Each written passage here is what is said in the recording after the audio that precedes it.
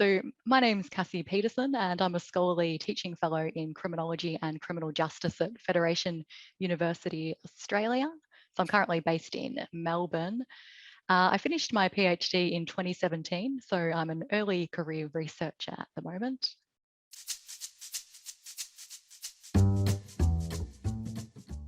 I'm currently rereading Bliss by Peter Carey. He's an author, Australian author who grew up in Bacchus Marsh, so a bit of a local. But yeah, that's definitely one of my favourite novels. I'm watching Peaky Blinders at the moment, so I'm a bit late on the bandwagon, but I'm enjoying that. I recently finished watching Dark as well, German sci-fi series, and also Foundation, based on the Asimov novels.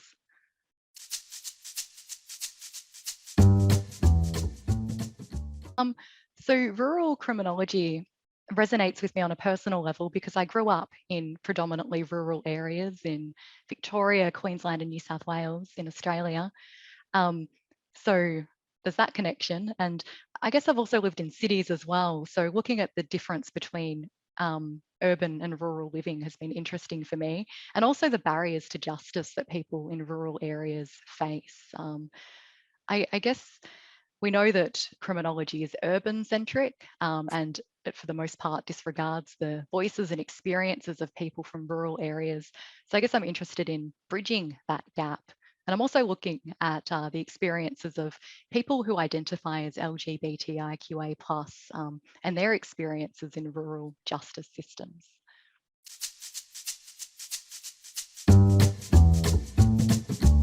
So I've been fortunate enough to be part of an excellent team of editors putting together an encyclopedia of rural criminology for Bristol.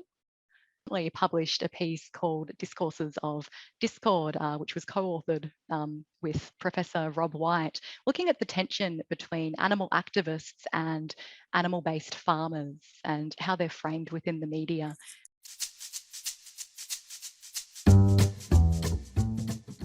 I think a core theoretical question that needs to be asked in terms of rural criminology is what it means to think from the perspective of the rural. So should rural criminology just be an extension of mainstream urban-centric criminology, or do we need to think about new frameworks for conceptualizing the rural? So I'm not really sure if a magic wand can be used here, but it's definitely a space that I'm interested in thinking about further. And I guess too, looking again at animal rights, which is a space I'm really passionate about. We do exploit animals and devalue them routinely.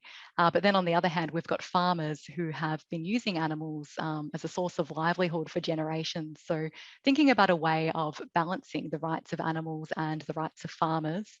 Either way though, I do think that we need to radically change the way we view animals. So instead of seeing them as instrumental to human purposes, I think we need to see them as intrinsically valuable and as bearing rights.